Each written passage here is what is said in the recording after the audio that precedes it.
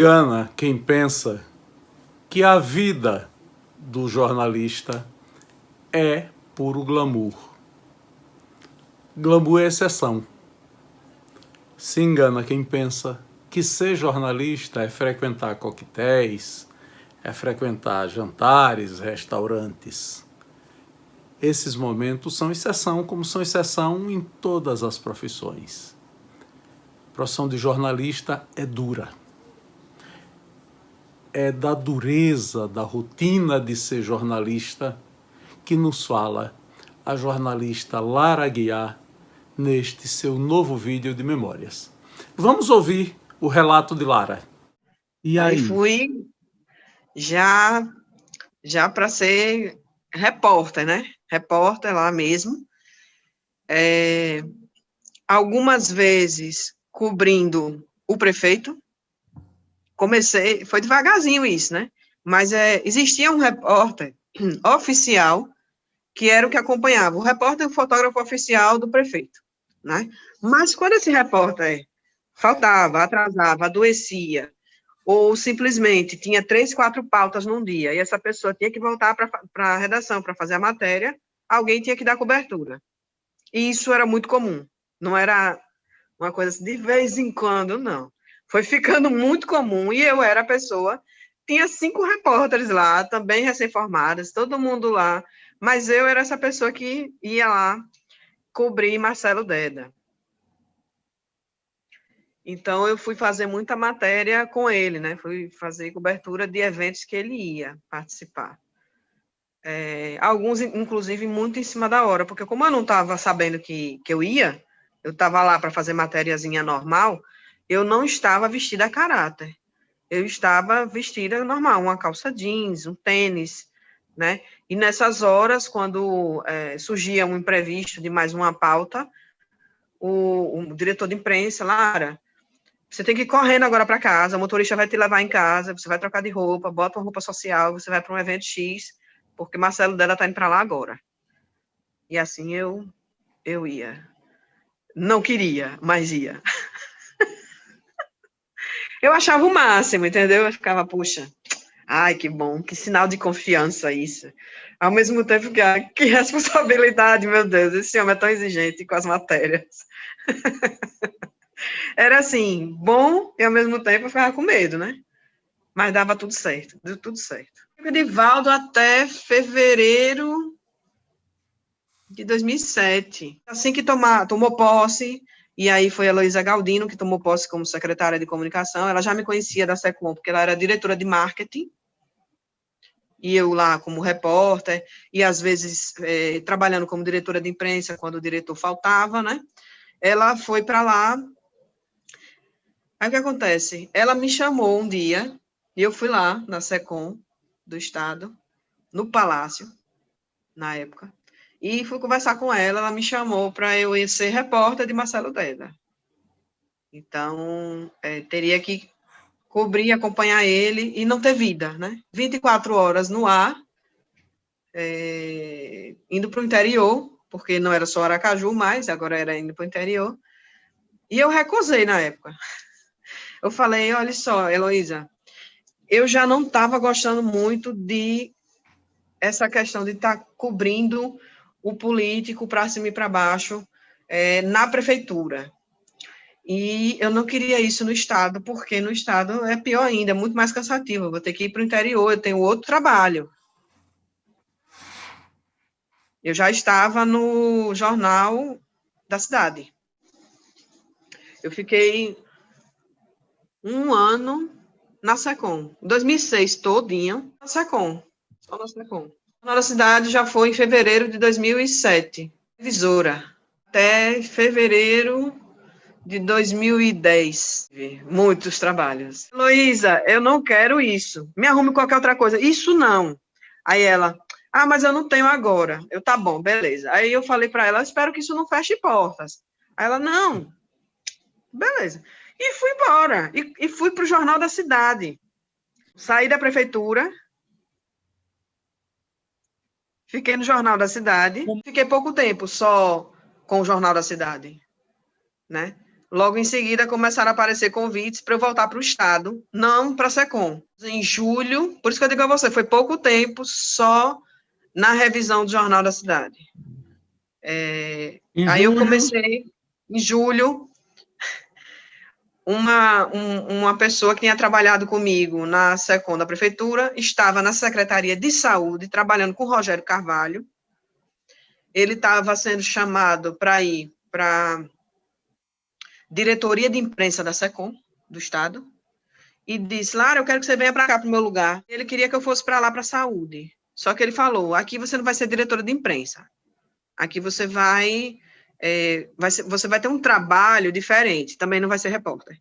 Você vai fazer a intermediação, o meio de campo, entre a Secretaria de Saúde e a imprensa. A gente está precisando muito melhorar a imagem da Secretaria, de Rogério Carvalho, de tudo. Então, assim, como eu tinha uma boa, digamos assim, imagem como jornalista, eu acho que foi isso também que pesou na hora de me chamarem para... Eu meio que sabia apagar incêndio, né? Amenizar. E aí eles me chamaram. Só que a pessoa que estava lá parece que não se preocupou muito em resolver minha questão administrativa. Eu fui para lá trabalhar, fiquei 1 mês, e ninguém resolvia a parte de financeiro, de nada. Simplesmente assim, não, ainda vai resolver, não, ainda vai... E eu vi que eu estava trabalhando de graça. Eu digo, vamos embora? Isso aqui, pelo amor de Deus, né? Isso aqui não dá. Aí eu trabalhei de graça, praticamente, lá. A pessoa que me chamou não estava mais lá, estava como diretor de imprensa da SECOM, então não tinha muito o que fazer por mim. E saí.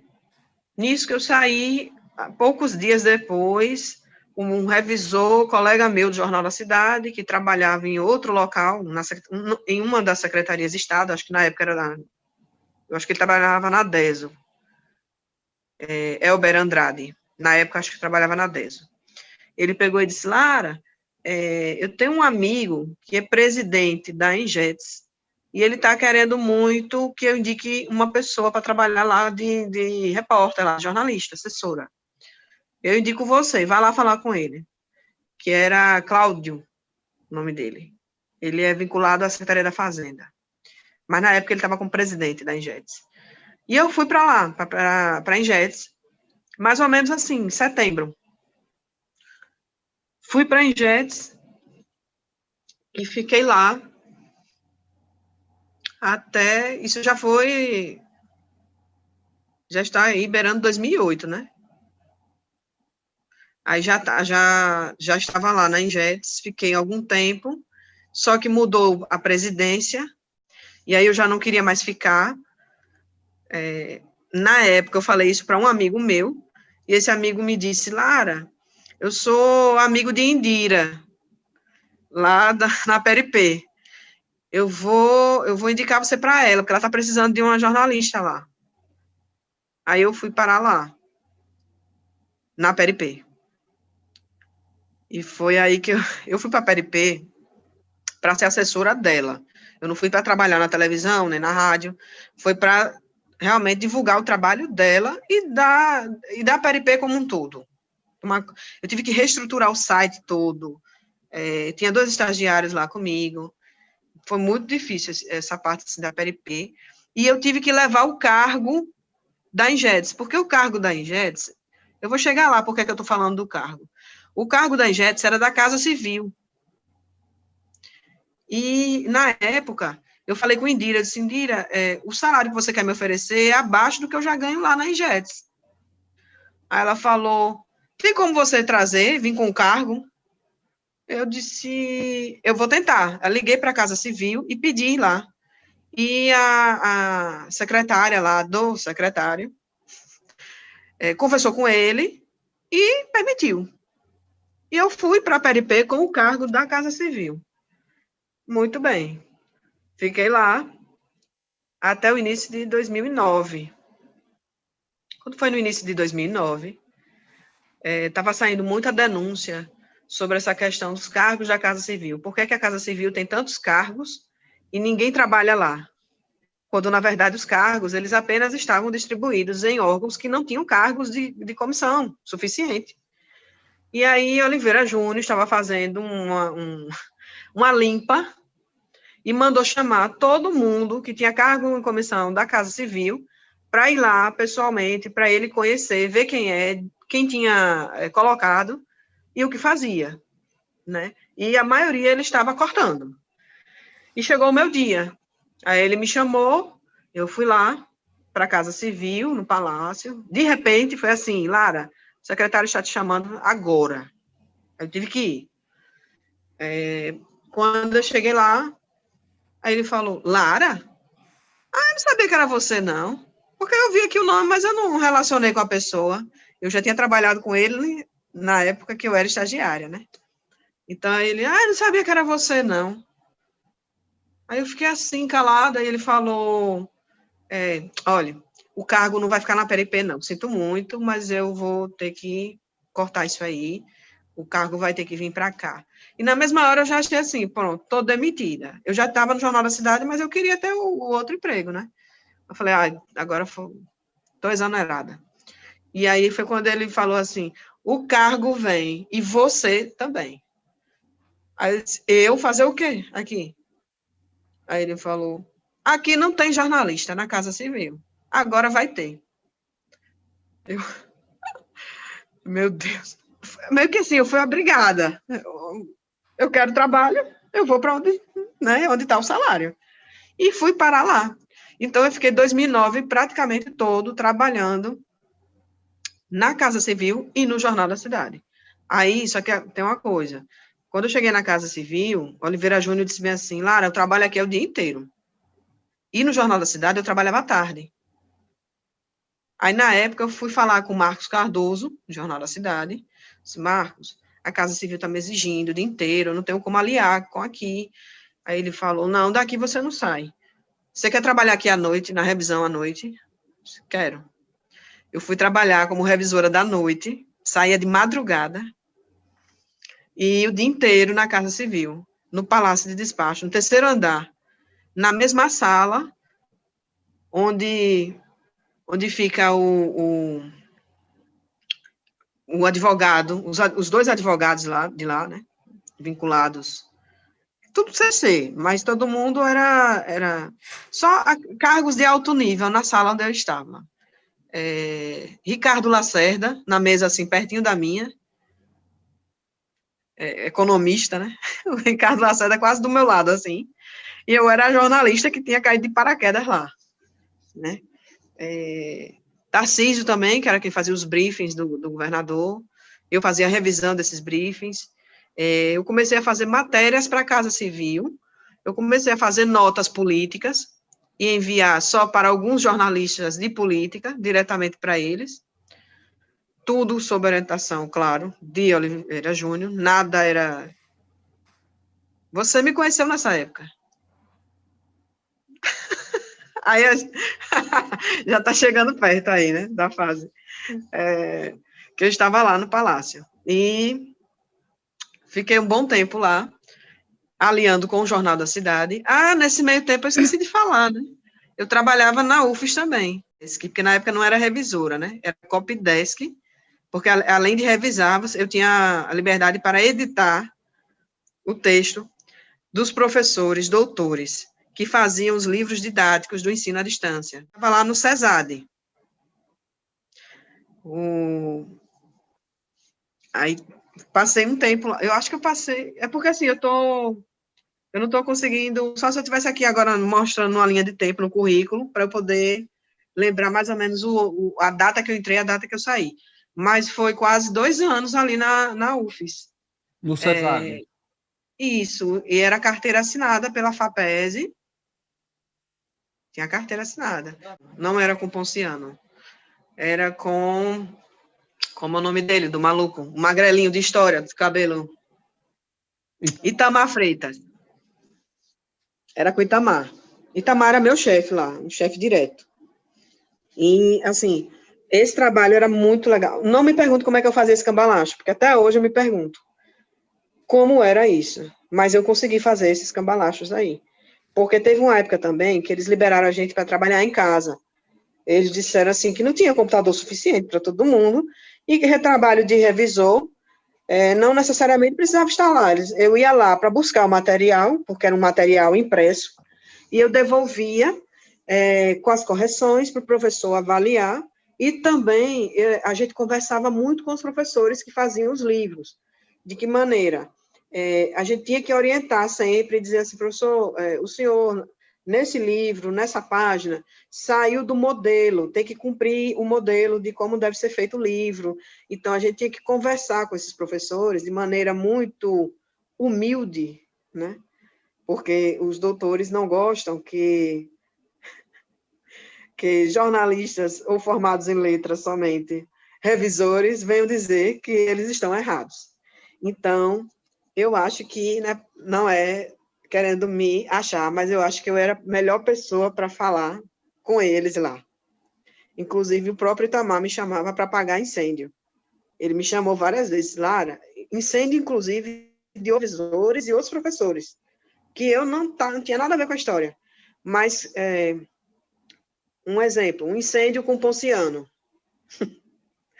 O livro ficou muito tempo na diagramação, ou seja, Ponciano fez, né, o material, passou pela revisão, tinha que passar pela diagramação para a gente levar o livrinho pronto para o professor dar o ok dele, para aprovar.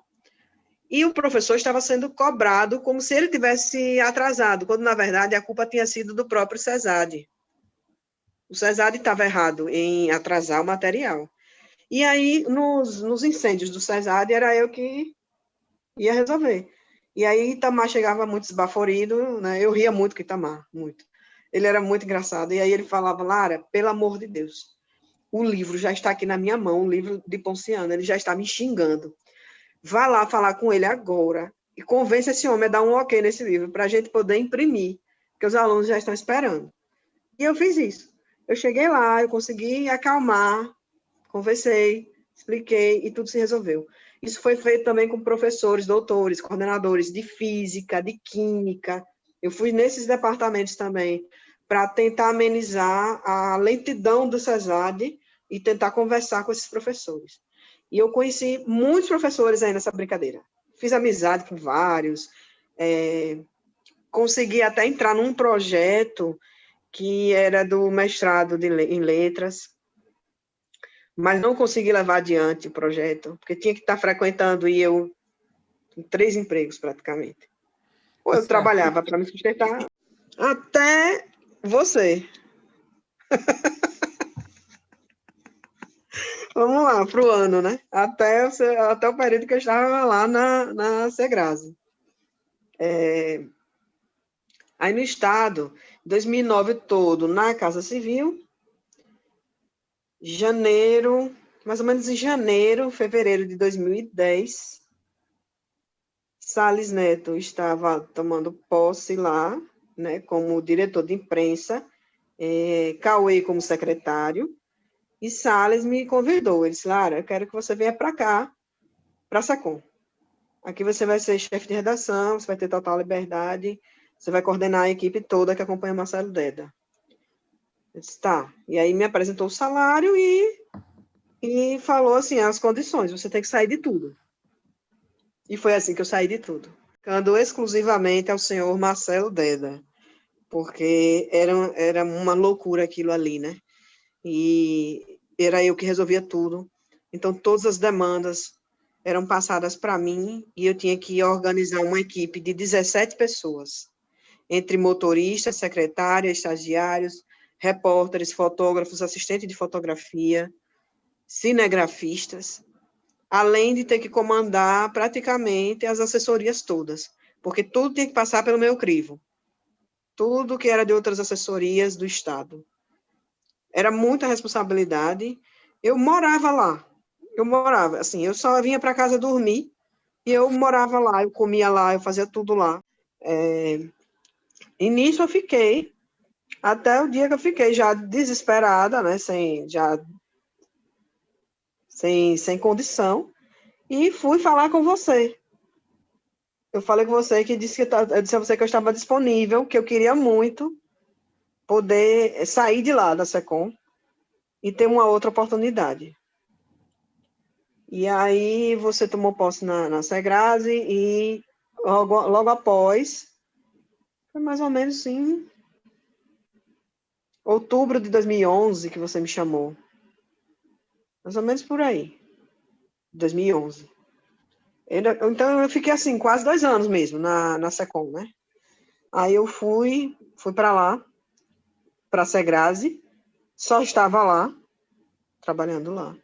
Mas é como eu acho que eu já estava no meu limite psicológico. Porque foi uma coisa assim, um trabalho extremamente diferente para mim, porque não era de jornalismo, era um trabalho administrativo, né?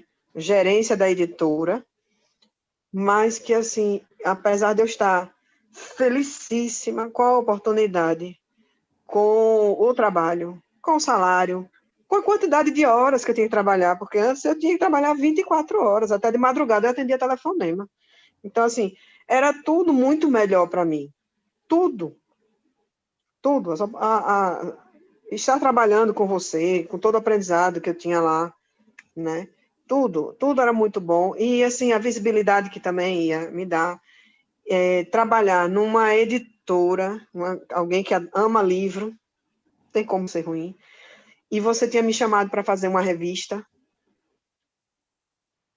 né? Nem sabia que eu tinha feito uma revista literária sergipana na época do TCC, na época da faculdade.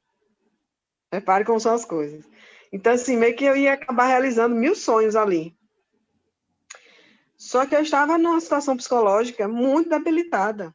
Eu acho que eu tinha chegado no meu limite de exaustão, de fadiga, juntou com o fim de um relacionamento que durava 5 anos e que eu morava junto com essa pessoa.